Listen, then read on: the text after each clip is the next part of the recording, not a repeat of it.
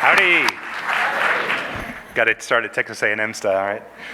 I'm delighted to talk to you today about the connection between human health and nature. And my story starts just 5 years ago, in 2014, in the little island of Jeju, South Korea. And I got invited to give the keynote address at a World Trails Conference on the relationship between health and nature.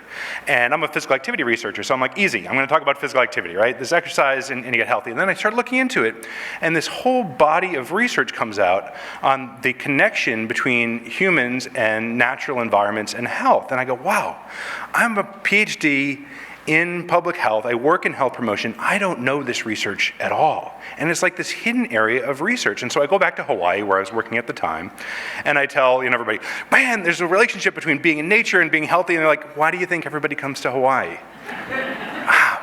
But actually, when you look at it, it's really interesting.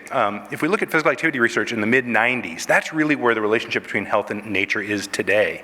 We know it's good for you, but what we're learning is how much, where, when, and for who. And I think those are the really important questions that we're going to answer in the next few years. And what I'm excited about, because I moved to Texas 4 years ago and found people that got me. And I'm this weird guy that likes health and nature. And found Houston Methodist Hospital and Texan by nature, and we created this Center for Health and Nature. And to have one of the premier hospitals in the country, one of the premier conservation organizations, one of the premier universities working together to really answer these questions has been phenomenal.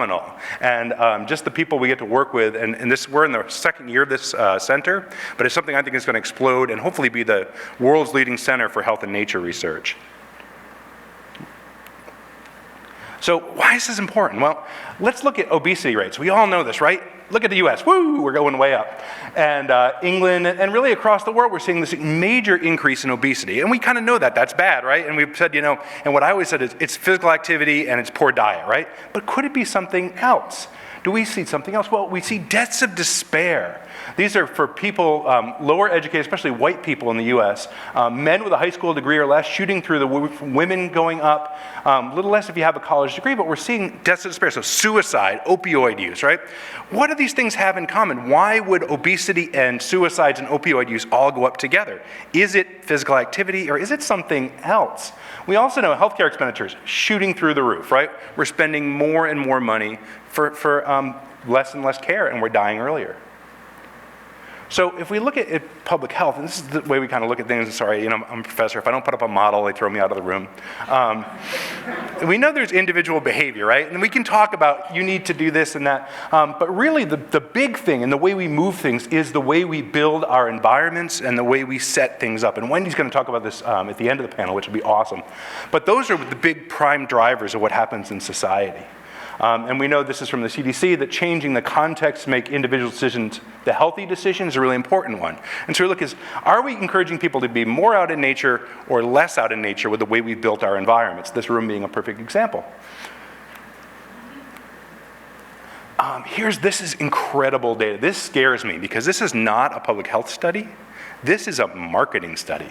And they said, we want to look at the time per day that people spend with major media in the US, per person, on digital, desktop, laptop, TV, radio, print, and other. It went from a total of 11 hours and 39 minutes in 2012 to 12 hours a day in 2018. So in a period of 6 years, we've increased our time per day of 30 minutes a day on electronic media. If that doesn't scare you, I don't know what will. That's a major shift. And think about it, that's 2012. We go back to the 1990s, we're looking at 8 hours a day, right? We've had a major, major shift in the way people spend their time. We saw this earlier in the first talk, rural population versus urban. What's interesting, as we talked about land use, is we go back to 1910. In 1910, there were the same amount, or 1918, of urban and rural people in the US, about 50 million. Since that time, the urban population has grown to 200 million. We've seen almost no growth in our rural population. So we have urbanized America. The vast majority, every one of those, 200 million people that joined the US joined as an urbanite. That's crazy. And how does that affect our relationship to natural environments? Then we ask, how long do you spend outside each week? How much time do people spend outside each week? And you got less than 2 hours, up to 5 hours, 6 to 10 hours. You can see that the vast majority of people spend less than 10 hours a week outside. That's not even saying natural environments. That's just saying outside the door. It's less than an hour a day, right? That's crazy. We've totally removed ourselves from natural environments. Do we think this might have effect on our health? I think so, right? It's like showing you the things that you should know, right? So E.O. Wilson, back 2001, talks about the biophilia hypothesis, the innate emotional affiliation of human beings to other living organisms. He also said that people and organisms are meant to be in their natural state, and when they're removed from it, they suffer. Right? Really strong on this. When we remove people from natural environments, they don't do well.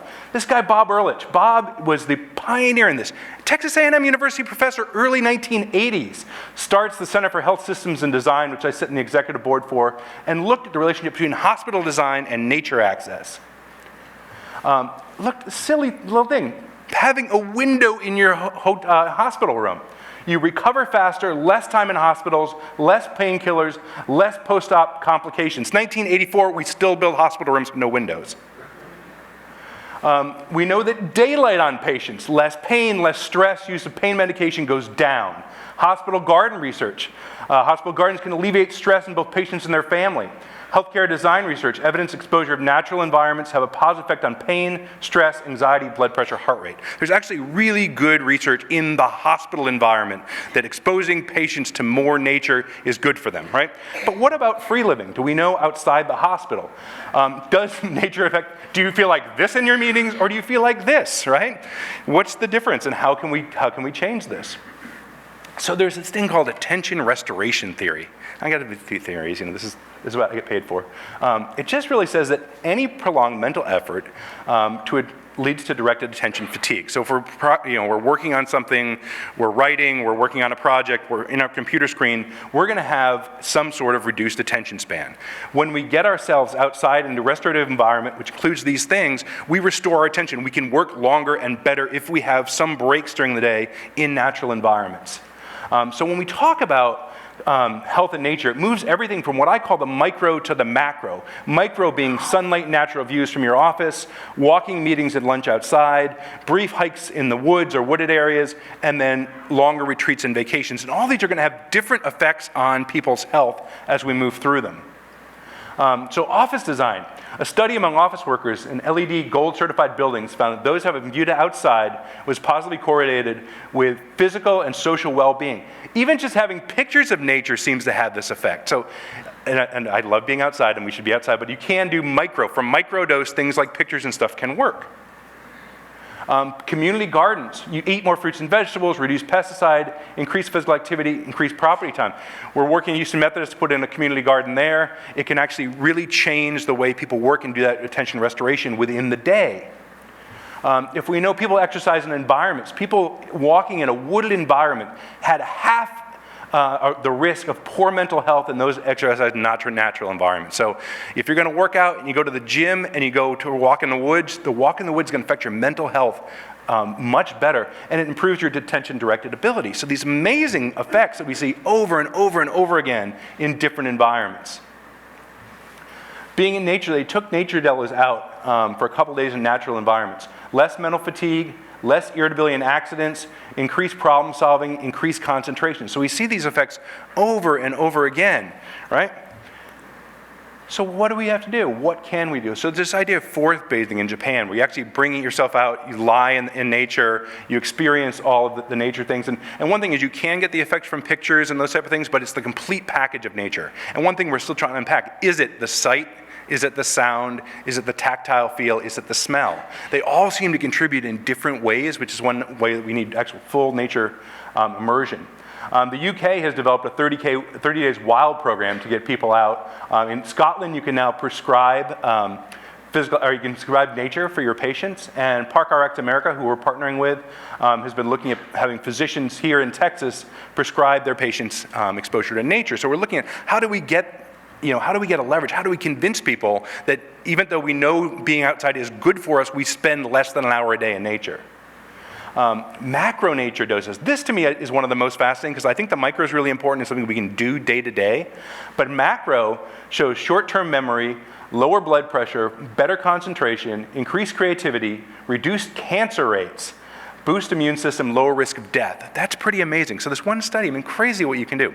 They take people out to a natural environment, out in the woods, 3 days. They look at their killer T cells. So killer T cells bind to cancer cells and destroy them, all right? That's probably a good thing to have, right? We like to have our killer T cells, we feel good with them. They come back at the end of 3 days. They have a 50% increase in their killer T cells. They let these people go a month. They check them again, it's still 25% above baseline. So 3 days, once a month, can increase your cancer fighting ability by 25%. Think about that. I mean, if that doesn't convince you to spend 3 days out in the nature, I don't know what does. It's an amazing effect. So let's talk about Texas, because people say, you know, Jay, it's too hot to walk in Texas. And we know physical activity is good for you. One reason we don't walk outside in a lot of years in Texas is it's too hot, right? And so if we can't change the weather, can we design urban environments to create thermally comfort microclimates? So this is a study that my colleague in our College of Architecture did. This is Toronto. And I know you're thinking, we live in Texas. Toronto doesn't have problems with heat. I didn't think they had problems with heat, but they do. Every one of those circles is a heat-related ambulance call. So somebody called because it was too hot. The darker the thing, the more canopy cover they had, the lighter, the less. And you can see a lot of the areas that had low canopy cover had the majority of calls. So just having trees in our urban areas directly affects the number of direct calls to ambulance lines. I mean, you can't get much more simple than that, right? Plant trees, people don't go to the hospital. This ain't rocket science, right?